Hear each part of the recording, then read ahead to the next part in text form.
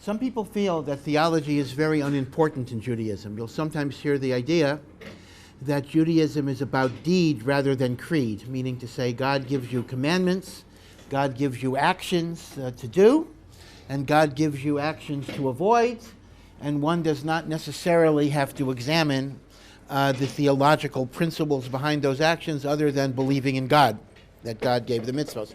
That actually happens to be my position as well. But there are many that do talk about the fact that Judaism also has certain dogmas, certain theological constructs, not very many. And I want to talk a little bit about the history of that and then in terms of what those principles might be. We know that Maimonides, one of the greatest of our rabbis, Maimonides really had a triple hitter. Maimonides had 3 great careers at one time. The least important was he happened to have been a very eminent physician, one of the great physicians of the medieval period, but that's kind of relatively minor in the long-range thing. Number 2, he was one of our greatest religious philosophers, in which he attempted to synthesize Aristotelian philosophy and Jewish tradition, and that was his famous book, The Guide to the Perplexed, dealing with people who were very exposed to Aristotle, who was the philosopher that was the most widely studied in the Middle Ages. Of course, Aristotle is from the ancient world, but through Arabic commentators, his words were preserved in the Middle Ages in Islamic countries, although Christian countries were going through the Dark Ages. It's very interesting. At that point in time, the height of civilization was Islam. What happened afterwards is another story, and that is, of course, Bernard Lewis's famous book. I don't remember the exact title, but something like What Happened, meaning what happened to the Arab world is a bit of a tragedy.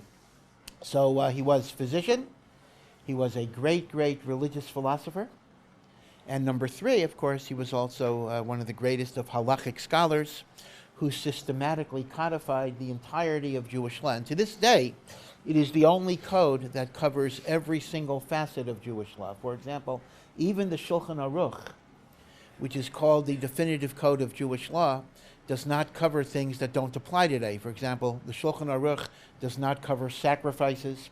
It does not cover some agricultural laws which did not apply outside of Israel. The Rambam, Maimonides, covers everything. Rambam, of course, is an abbreviation. Rabbi Moshe ben Maimon. He spent most of his life in Egypt, in Cairo, and he lived under Islamic domination. Now, Maimonides formulates a creed that is considered to be fairly definitive, and these are called the 13 Principles of Faith. And they are contained in his commentary to the Mishnah, but they appear in a more popular form in the back of every siddur, and after the morning service, you will find 13 Principles of Faith. We're not going to go over all of them, but basically know that there is one God, that God is one, that God is non-corporeal, God does not have a body, that God gave the Torah will never change, that there's prophecy, there is the Messiah, there is resurrection of the dead. And Maimonides took the very strong position that anyone that denied any one of these principles, for example, if you took the position the Torah could change, that God gave the Torah, but the Torah could change in time, you are classified as a heretic, and you are no longer considered to be part of the Jewish people. And Maimonides was so extreme on this that many interpret Maimonides that even if you didn't have the correct belief because of ignorance, not because of rebellion, but simply because you never learned it, It's like the admission ticket to the world to come. Just because you don't have the money, you still don't get the admission ticket, so to speak. And, as the phrase goes, a heretic is a heretic even if it's not his fault. This was Maimonides' view of the 13 principles of faith. And even today, many people say that to be a Jew in good standing, you have to subscribe to all of those 13 principles. Now, I need to just mention, for the record, a very important dissenting opinion. And this was a dissenting view of another great Jewish philosopher who lived around 200 years later. And this is Rav Yosef Albo, who lived in Italy. And Rav Yosef Albo argued that Maimonides was confusing or conflating what you might call fundamental principles with derivative principles. Rav Yosef Albo argued, although he agreed with everything Maimonides said in terms of what a Jew should believe, but he disagreed with the classification that all 13 principles are fundamental. And Rav Albo actually argued there are only 3 fundamental beliefs that a Jew must have, and then there'll be subsidiary derivative principles that come from there. But as long as you believe in the fundamental, even if you're either ignorant or you disbelieve a derivative, you might be mistaken, you might be foolish, you might be dumb, but being stupid is not the same as being a heretic. Now, the 3 fundamental principles that Rav Albo articulates are the existence of a single God that created heaven and earth. I believe in God. Number 2, the existence of a reward and punishment mechanism, either in this world or the world to come, because without reward or punishment, there's no accountability, there is no justice, there is no reason to be good because there'll be no benefit for it, and there's no reason to avoid evil because there'll be no consequence. So it is mukhrach, meaning it is a forced conclusion that if God created man to live a certain way, there must be some type of reward and punishment system in place. And the third fundamental principle is there was divine revelation of what God's will is, because otherwise we would have no way to know what is good and what is evil. Now, how is Rav Albo differing from the Rambam? So let's take a concrete example. Let's say a person does not believe in a personal Mashiach, right, some Redeemer. Now, that's certainly against the general teachings of Judaism that believes in a Mashiach. According to the Rambam, such a person would be a heretic. Such a person would be excluded from the Jewish people. According to Rav Albo, we would describe it a different way. As long as I do believe there is a reward and punishment mechanism, even if I believe it's in the world to come, it's the world of the soul, and there's not going to be a flesh and blood Mashiach, I am not a heretic. I am simply making a mistake, meaning to say the particulars of the reward and punishment, whether it's the Messiah, whether it's the world to come, whether it's resurrection of the dead, Rav Albo argued are derivative principles. They are not fundamental principles.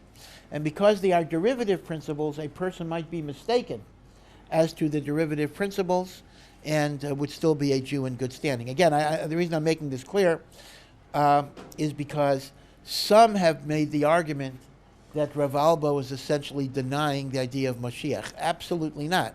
He is not denying the idea of Mashiach. He is simply stating it is not a fundamental, it is a derivative. So in some ways, everybody agrees as to what Jews should believe. They're simply arguing what are the consequences of not believing it. And Maimonides has these 13 principles of faith, and Rav Yosef Albo has 3 fundamental principles of faith. The idea of God as creator, the idea of God who creates accountability for goodness and evil, and the God that communicated his will through divine revelation. Okay, so there was a whole argument in Jewish philosophy that continues to this very day as to how many dogmas Judaism has and whether Judaism is based on these dogmas at all, or it's simply based on the notion that there is a God and God gave us a Torah. Now, let me mention a third work. So I've mentioned so far the Guide to the Perplexed that was written in the 11th century, and Rav Yosef Albo that was written in the end of the 13th century. Let me mention a book and a philosopher that is even earlier than Maimonides. And we might call him the anti-philosopher. And this is Rabbi Yehuda Halevi, who also lived in Spain. Before Maimonides was born in Spain, but lived in Egypt. Yehuda Halevi actually lived in Spain, and this was during what was called the Golden Age of Spain, when Jews were very, very prominent in the arts and in the sciences and in politics. And Rabbi Yehuda Halevi had a multifaceted career. Rabbi Yehuda Halevi was, of course, a rabbi. He was a physician, but his love was actually poetry. And he wrote thousands and thousands of poems, many of which are religious poetry, but he also wrote about wine and song and love. He wrote secular poetry as well, which we tend not to look at in the yeshiva world, but indeed he was a man of the world in every sense. And he lived in a society that is not too different than the United States. It was a society at a time where Jews were given political and social and economic rights. Remember, the Jews were expelled from Spain in 1492, but this is way before that. It was a time in which many Jews were assimilated to the prevailing culture. And even Jews who may have been halachically observant were not infused with the passion of Judaism, because their passion was predominantly in that culture. And Rabbi Halevi himself in his youth was kind of that way. He was always halachically observant, but his passions were in that general culture. And towards the end of his life, he actually went through what you might call a religious epiphany, to borrow a Christian phrase, that he saw a certain shallowness and emptiness in the secular decadent life of the pleasures of the flesh. And he resolved that he wanted to die in the land of Israel. Now I want to point out, going to the land of Israel in the 11th century is not like coming to the land of Israel in the 21st century. I can assure you they didn't have Ben & Jerry's ice cream or Skippy peanut butter or cell phones. Life was extremely hard. He was leaving an affluent, comfortable existence where he was wealthy, well-regarded, and going to a place that was desolate, empty, abandoned, dangerous. Dangerous in all ways. The trip was dangerous. Living in Jerusalem itself, let's say, you could be attacked by wild animals, by marauders, by Arabs. Well, some things don't change, indeed, and the like. And yet, his desire to be close to God was so strong that he was willing to sacrifice all the material comforts of the diaspora to spend his last days in the house of God. And he undertook that great voyage with great, great, great personal sacrifice. Now, whether he got to Israel, historically we're not really sure. There are two different accounts of how Rav Yehuda Halevi ended his life. Account number one is he never made it. Account number one is he got as far as Alexandria in Egypt, and he died in Alexandria before he ever got to Eretz Yisrael. But there is an account number two that some say is a legend, so I can't vouch for its accuracy, that he actually came to the gates of Jerusalem and he prostrated himself on the ground, kissing the dirt, kissing the stones. And as he was crying and sobbing in both joy and in sadness that we don't have a temple and the like, the legend has it an Arab horseman drove by and pierced him with a spear. And he died by the very gates of Jerusalem without ever entering the city. Who knows? This is a well-beloved and often repeated story. We're not entirely sure if it is true or not. But these types of stories, even if they're not factually true, are emotionally true, because it certainly expresses the feelings that Rav Yehuda Halevi had towards Eretz Yisrael, towards Jerusalem. Now, why am I bringing this in? Because shortly before he left, in the last years of his life in Spain, he wrote a book, a very, very famous book of Jewish philosophy that is even earlier than Maimonides. And this book is called the Kuzari. And maybe you've heard of it, maybe you've read it a little bit, maybe you've read about it. But it's a very, very fascinating book because it is a philosophical treatise that is really kind of a historical novel, meaning to say he used a historical event that had occurred several hundred years earlier, and he kind of fictionalized it and made it the basis of his philosophical study. And this was the story of the Khazar nation. The Khazars were a group of warlike tribes that lived in Russia. This goes back to the 900s. This goes back a long way. And the Khazars, somehow, the whole nation, converted to Judaism. Now, that's pretty fascinating because so many people who are Jewish want to get out of it, and it's highly unusual that in a culture which was so overwhelmingly either Christian or Muslim, that a whole nation would convert to Judaism.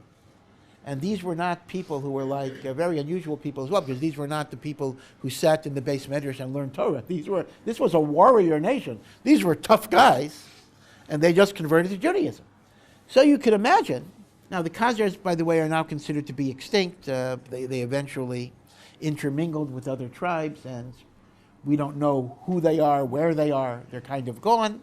Although there is a theory. Now, it's a discarded academic theory, but there was an academic theory that was very popular, that most Ashkenazic Jews are descended from the Khazars, because that explains some of the ethnic and racial problems we have in Jewish identity. Because after all, if the Jewish people from Abraham are a Mid-Eastern people, the people that come from Babylonia, etc., then we should have darker complexions and the like. Why do Ashkenazic Jews have light complexions and the like? And some have surmised that Ashkenazim are descended not from the indigenous Jewish nation, but they're descended from the Khazars. Okay, but that's, as I say, there's a lot of debate and discussion about that, and I don't necessarily want to focus too much on it.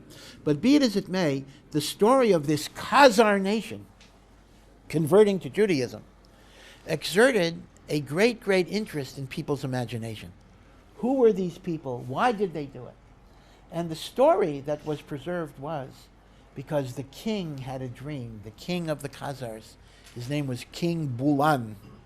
The king of the Khazars had a dream in which an angel of God appeared to him and said, "Your intentions and your desires are worthy and noble, but your actions are not correct.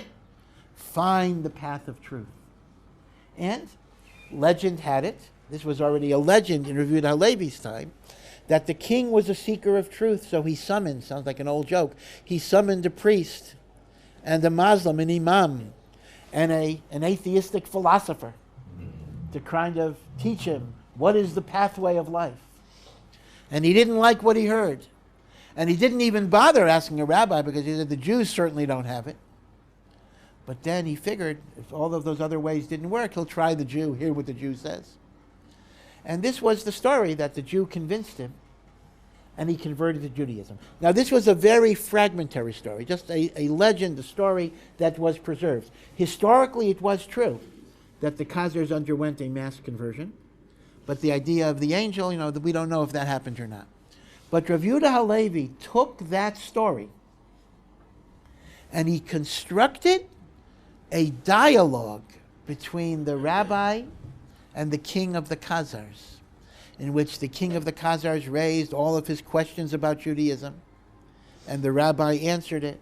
And Rav Yehuda Halevi used that dramatic structure. Only a poet would write a philosophical book like that. Maimonides, you could not imagine Maimonides writing a book of that nature. Maimonides was a philosopher, so he expounded philosophy.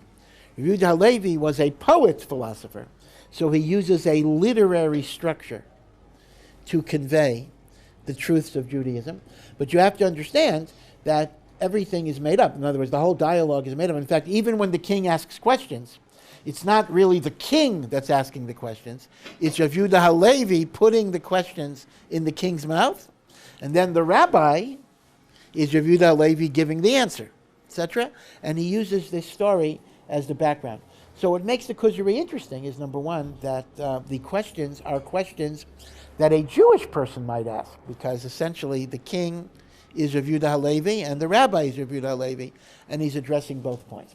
Okay, so the Kuzari is a work of Jewish philosophy, but in many, many ways, it is a profoundly anti-philosophical work. Because Yehuda Halevi was deeply convinced that the deepest truths of life are based on experience rather than rational syllogistic thought. Meaning, the way one knows that there's a God, the way one knows the truths of the Torah, is not by philosophically proving them, but it's based on the experience of the Exodus and the experience of Revelation. He makes an interesting point, which again is a poet's point, but it's very interesting. He compares philosophers and poets, and he says the following. He says that there are people who know the laws of grammar and know the laws of meter and know the rules for syllable length, but they don't know how to write a poem. They just know all the rules, but they can't do anything with it.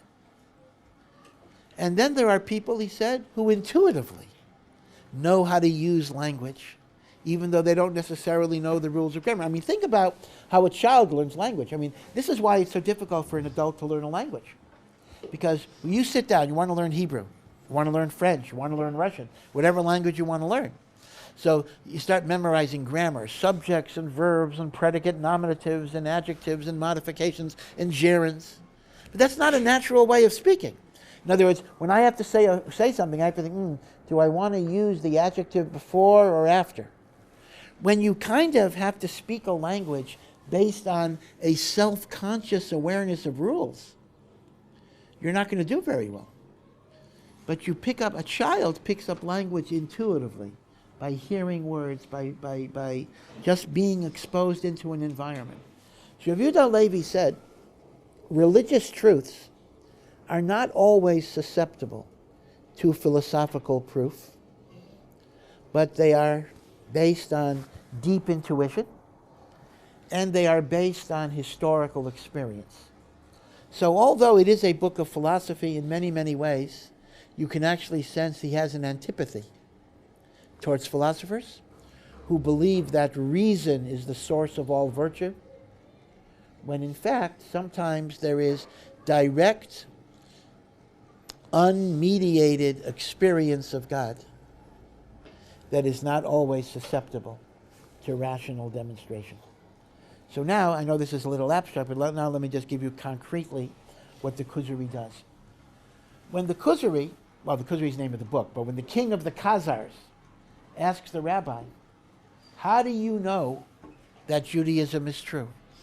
How do you know that the God of Israel is the God that we should worship? Maybe not. Maybe he doesn't exist. Maybe all of these things are made up. So the Kuzari said that the veracity of Judaism is based on historical experience that cannot be falsified. Now, he is not the first one who made this argument. There was actually an earlier philosopher, Rav Sadia Gaon, who was actually the first Jewish philosopher. But Yehuda Halevi kind of plagiarized this idea and developed this idea much more. And that is the following. All religious traditions, all religions, are based on on revelation, that God appeared. But Judaism is unique because it is the only religion that is based on mass revelation. So, let's take an example. If I want to convince you to follow me, right? I want to convince you that I am a man of God, I am a prophet. And I come to you and I say, God spoke to me. God gave me commandments. God gave me directions. If you trust me, if you believe in me, if I've given you reason, I'm not saying that you have that reason, but let's assume that, I've done good things for you, I've been a good leader. So it's possible for me to convince you that God appeared to me. Now, maybe I'm lying. Maybe I had hallucinations. Maybe I'm imagining things. But if you trust me enough and I'm persuasive enough and I'm charismatic enough, I might be able to convince you that God appeared to me and you should be my followers. And eventually, as I start off with 10 followers, the 10 will talk to other people, and eventually that might spread. So theoretically, it's entirely possible to have a religion that is based on a claim of a revelation to only a small number of people that may eventually have millions of adherents. Because as long as the founder was believable, trustworthy, charismatic, he might be lying, he might be hallucinating, but once he's believed, that's going to be fine. But Rav Yehuda Halevi says, a claim that God appeared to me is not the same as a claim that God appeared to you. Meaning, two claims. If I say God appeared to me, I might be able to convince you. But if I say God appeared to you, that's a much more difficult claim to convince somebody of, because you're going to scratch your head and say, you know, I just don't remember that happening. And certainly a claim that God appeared to millions and millions of people, how does such a lie start? Who is going to believe such a lie? How are 1 million people or 3 million people going to be convinced that something like that actually happened? Unless, of course, it did happen. So the Kuzari's argument is that Judaism, when I say the Kuzari, I mean the book Kuzari, but actually it's the Rabbi in the Kuzari. The Kuzari's argument is that Judaism makes a claim that is so preposterous that it would never be believed unless it actually happened. Meaning, if you take Christianity, God appeared to Jesus and the apostles, or Jesus was God, whatever it is, you're dealing with small numbers. You're dealing with small groups, even whatever miracle. And second of all, I should also emphasize that even ideas of miracles, you know, walking on water, or the bread and the fish, and all of those different miracles, they were still in front of small numbers of people. They were not in front of millions and millions of people.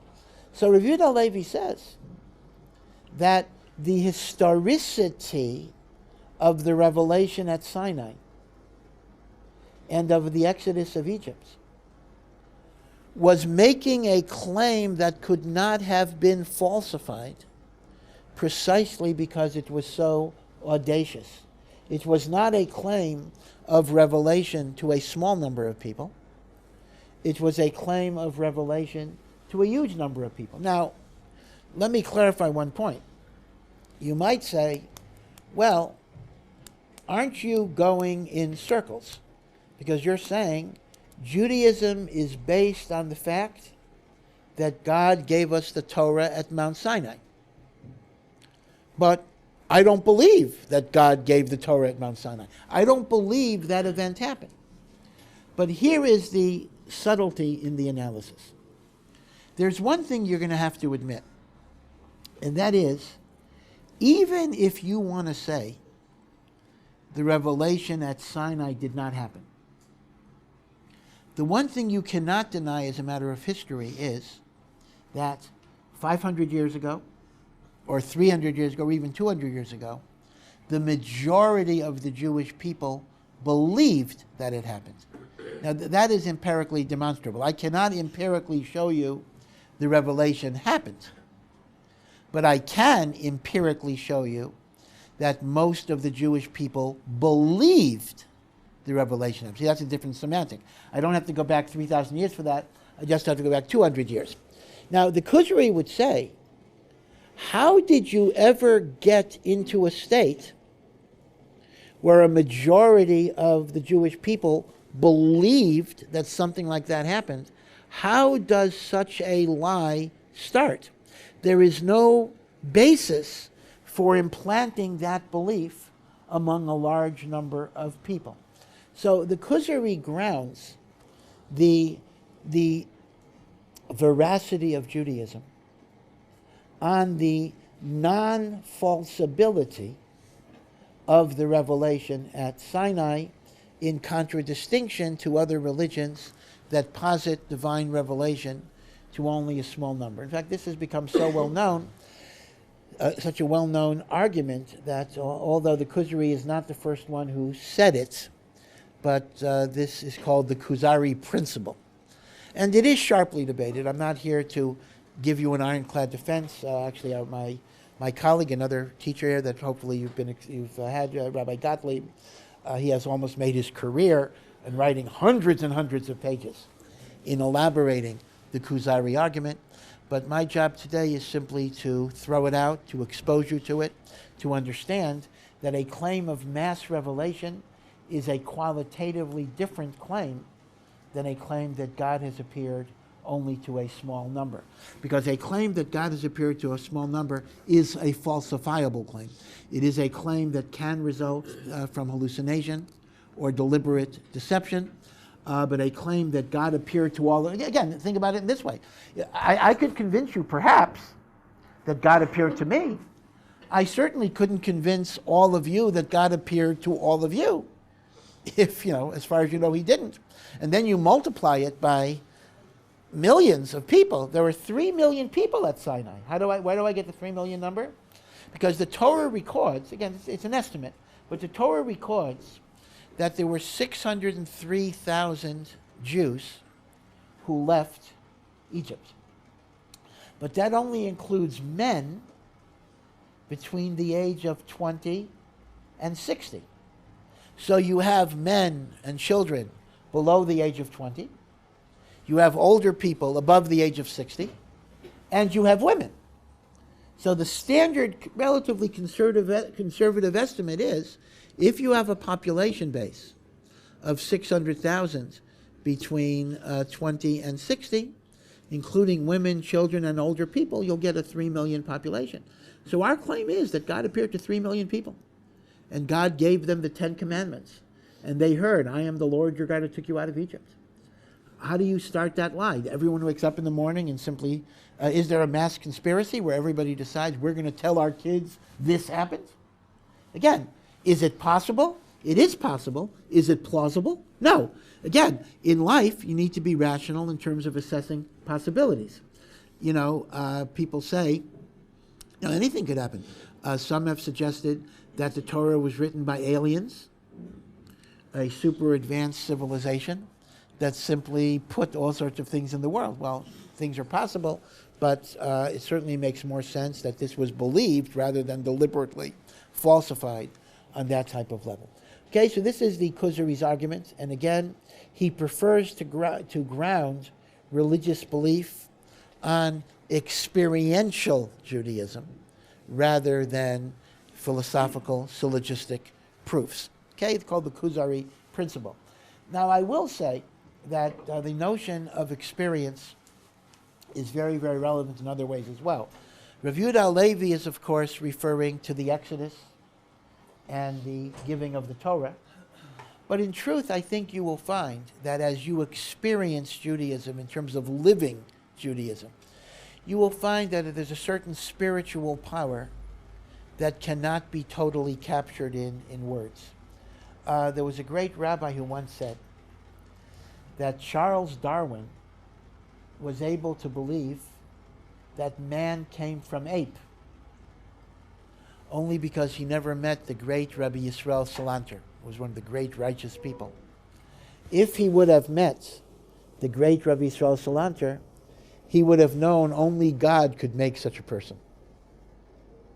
Meaning he would have seen righteousness, he would have seen holiness. Now, that's not a philosophical argument. Rabbi Yisrael Salanter could theoretically be a product of evolution as much as anybody else. But there's kind of an intuitive argument that when you see holiness and you see sanctity, you know there must be more here at stake than simply random biochemical evolution.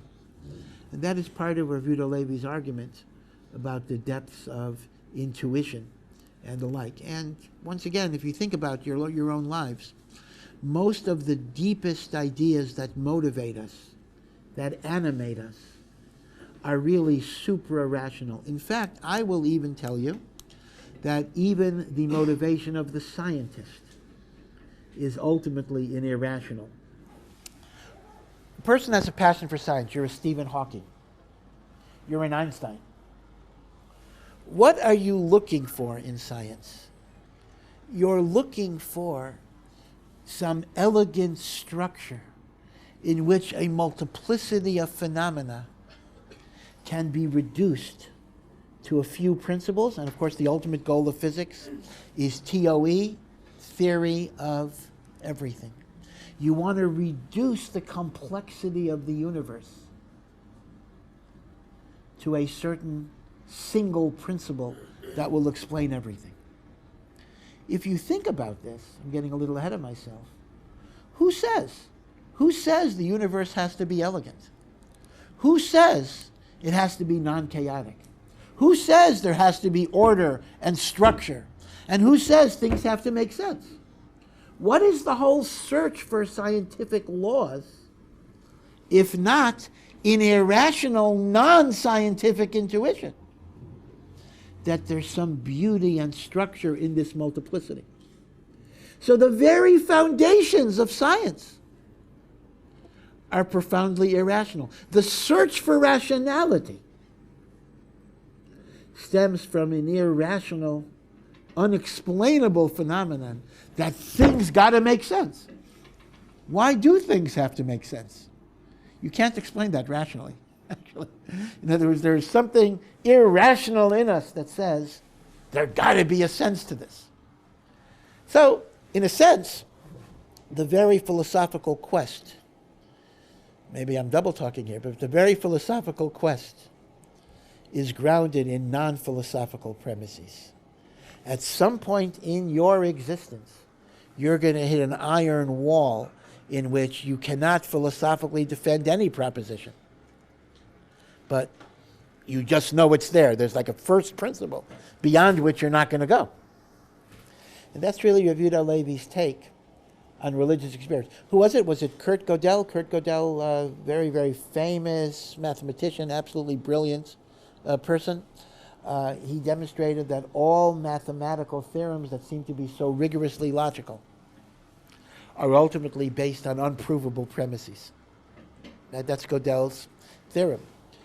A little story about Gödel just reminds me, apropos of nothing. You know, Gödel immigrated to the United States, and he was working at Princeton. Princeton has this Center for Advanced Studies, which you don't have to teach. So, you know, geniuses just work there. Einstein, for example, was there. So when Gödel applied for citizenship, so, you know, he had to take a little test on the Constitution. So because Gödel was so brilliant, he analyzed the Constitution, and he came up with the fact that the whole United States government system is incoherent and self-contradictory and logically does not make sense. He was applying his theorem to the Constitution. So he was about to tell the judge all of this, to demonstrate the inherent incoherence of the American Constitution. Einstein talked him out of it. Einstein took him to the court for citizenship. Einstein talked him out of it and said, you know, we could talk about this another time. Just answer the simple questions, or you might not get your American citizenship. But the point I'm making is that the deepest meanings of our lives are actually not going to be defensible with pure philosophy. Philosophy works on derivatives, meaning once you have your fundamental ideas, so philosophy can explore the implications, can explore the limits, can tell you how far to go, and then you use rationality. Rationality is, of course, very important, but rationality cannot always define what I love, what I care about, what I would give my life about, etc. And again, this is why for the non-rationalist, the Kuzari has a special attraction, because it does pose a model beyond the rigid scholasticism of the Aristotelian model. And again, Rabbi Yehuda Halevi comes from this because in his youth, in his younger years, he indeed was an Aristotelian, perhaps an Aristotelian hedonist, kind of combining the two. But then he matured to a greater level of spiritual introspection, recognizing that it is often experience of life and intuition that brings a person to a deeper place than they would be with mere naked philosophy. Okay, so this is a bit of an introduction. Now again, how does one ultimately approach God? It really depends on the people. I mean, each of us has different orientations. So some will be more philosophically oriented, some will be less so. But I think it is important to know that even one's inclination to philosophy is ultimately irrational because it is a search for rationality, and there's no a priori reason why the world has to be rational. That is kind of just a first premise that cannot in itself be philosophically defended. But be it as it may, at least part of your lexicon should be the Kuzari principle, and that is the uniqueness of Judaism's claim that God's revelation was not to a small number of people, which is a falsifiable proposition, but was to a mass revelation, which is a non-falsifiable proposition, because that is a lie that simply could not have been introduced in society at any time because it immediately would have been discredited. I mean, no matter when it was introduced. If it was introduced at Sinai, the 3 million people would say, I don't remember hearing God. And if it was introduced 100 years ago, then the kids who are hearing it would say, gee, how come mom and dad never told us that? So no matter when you make up the story, I mean, be a skeptic. Say it's a made-up story. But just ask yourself the question, okay, when would it have been made up? 1,000 years ago? 2,000 years ago? How did it ever become believable? See, that's Rabbi Halevi's argument. There's no way to make this up, because at any point you're going to introduce it, the kids are going to say, how come I never heard this before? So you're not going to convince the initial generation because they said, God didn't talk to me. And you're not going to convince a later generation, oh, God spoke to your grandparents, because they're going to say, how come they never told me about it?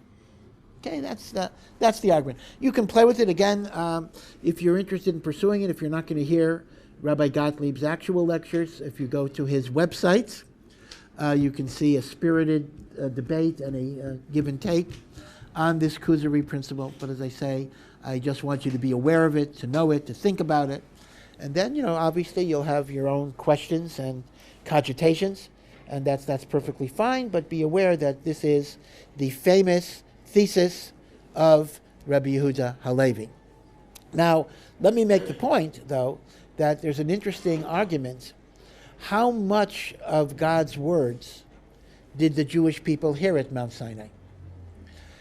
Because if you read the book of Deuteronomy, God gives the 10 commandments, which are actually more than 10, actually, but those 10 statements. And then the Jewish people go to Moses, and they're so terrified at God's voice and the thunder and the lightning and all of the effects. You've seen the movie, right? And it was much more than that. So they go to Moshe and they say to Moshe, Moshe, we really don't have the strength and the power to hear God's words directly. Can you be our intermediary? So it is interesting that Judaism does not claim there was mass revelation on all of the 613 commandments of the Torah. There was only mass revelation of the 10 commandments, but as part of that revelation, they heard from God that Moses would be the authorized representative. And then Moses went to Sinai, Mount Sinai, for 40 days and 40 nights. And that is where God gave him the 613 commandments, which he then communicated to us. So according to the simple meaning of Deuteronomy, the Jewish people only heard the 10 commandments. There actually is an even more extreme view, according to the Gemara in Maseches Makos, that the Jewish people didn't even hear the 10 commandments. They only heard the first of the first two of the 10 commandments. I am the Lord your God who took you out of Egypt, and thou shalt not have any other gods. And that's when we broke down. And the Gemara in Makos gives a very ingenious interpretation of why do we say the two are different than the other ones. Because like this, we have a tradition of the rabbis that how many commandments are there in the Torah? 613. 613. Now, a lot of those commandments don't apply today, etc., but there are 613 commandments. 248 thou shalt do, and 365 thou shalt not do. That's the breakup. By the way, this is not so easy to figure out, because if you open up a Torah and write down every command statement, you will get like 5,000 commands. So there's a whole problem.